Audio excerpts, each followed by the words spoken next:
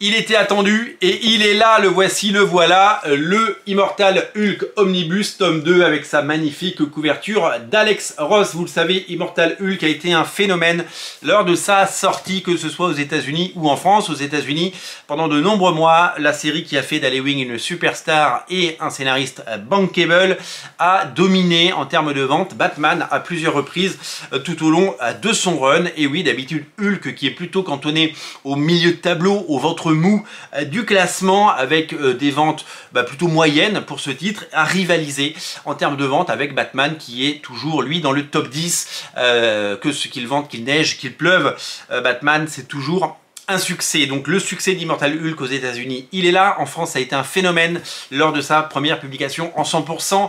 Il y a eu plusieurs éditions en 100% et il avait été annoncé en deluxe. Finalement, il est sorti en omnibus, 2 omnibus pour rassembler les 50 épisodes qui forment le run de Ali Wing et de Joe Bennett, avec évidemment d'autres auteurs. Un second omnibus donc qui se dévoile seulement quelques mois après l'arrivée du premier. Ça fait beaucoup de lectures et beaucoup de choses à voir.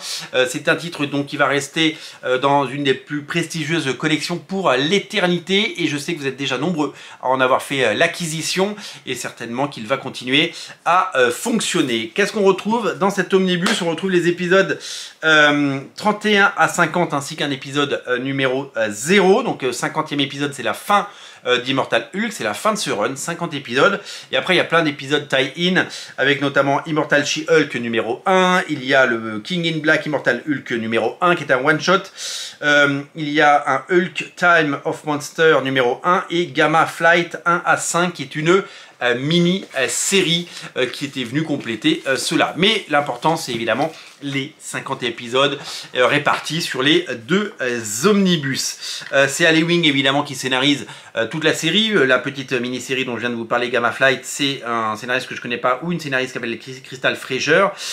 Au dessin, c'est Joe Bennett qui fait la majorité des épisodes, notamment le dernier qui conclut la série.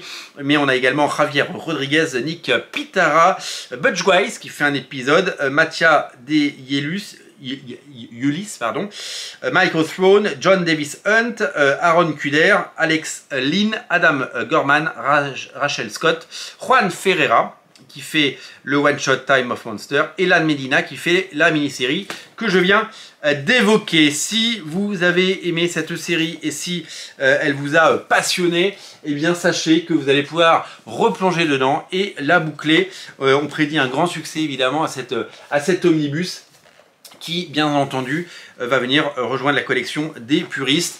Il est vrai que cette vision et cette version de Hulk, eh bien, elle est séduisante tout au long de son run, avec un renouveau du personnage et avec plein de nouvelles idées. Ça va chercher et puiser dans le passé du héros, et ça propose évidemment une lecture et une réflexion sur le monstre qu'est Hulk et la place de Bruce Banner dans tout cela. Ce run a été plébiscité, je l'ai dit, par de nombreux fans depuis toutes ces années, et ça fait plaisir de voir il revient dans la plus prestigieuse des collections. Je tiens à remercier d'ailleurs Panini qui m'a mis à disposition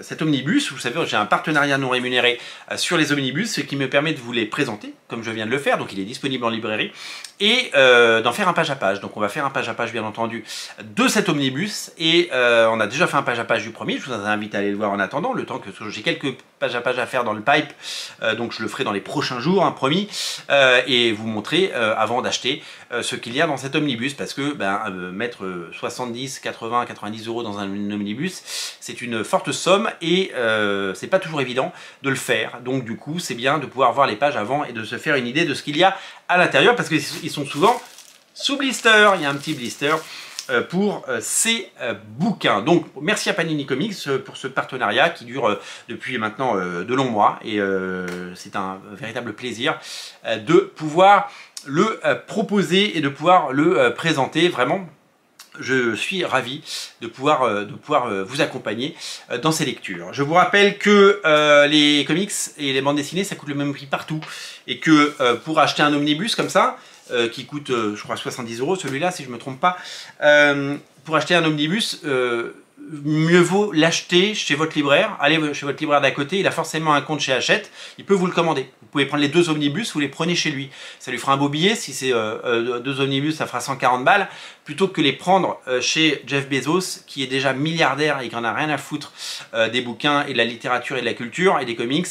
Jeff Bezos, il n'a pas besoin de 140 balles ou de 70 balles en plus, alors que clairement, votre libraire, ça fait sa journée. Donc, vous n'êtes pas à 48 heures près, vous pouvez vous le commander et vous pouvez le recevoir, le commander chez votre libraire et ou dans une boutique en ligne comme Comic Zone ou Astro City. Enfin voilà, passez voir dans des boutiques de comics ou allez même le libraire classique à côté de chez vous qui, même s'il n'a pas de rayon comics, il peut vous le commander. Il a un compte Hachette, donc il peut vous le commander. Et dans 3 jours après, il l'a. Et au bout de 3 jours, vous l'avez et vous avez fait bosser un libraire de quartier. Vous avez fait vivre une économie circulaire, une économie locale et vos centres-villes surtout. Et c'est super important. Donc voilà, je tenais à dire ça parce que c'est hyper important. Les omnibus, ça peut tout changer. Moi, quand j'avais Original Comics à l'époque, les omnibus, c'est ça qui a fait tenir la boutique pendant si longtemps et qui a fait le succès d'Original Comics à l'époque parce que les omnibus, c'était vraiment important pour nous parce que quand on en vendait un, ben, on était content. Ça faisait un beau chiffre. Voilà, je tenais à le dire et je le redirai. Parce que c'est important. Amazon n'a pas besoin de votre argent. Faites travailler les libraires, c'est leur métier et ils sont passionnés. Merci à vous, merci à tous. Merci d'être aussi nombreux à regarder Radio Comics. Merci pour votre fidélité et n'oubliez pas de vous abonner. Salut!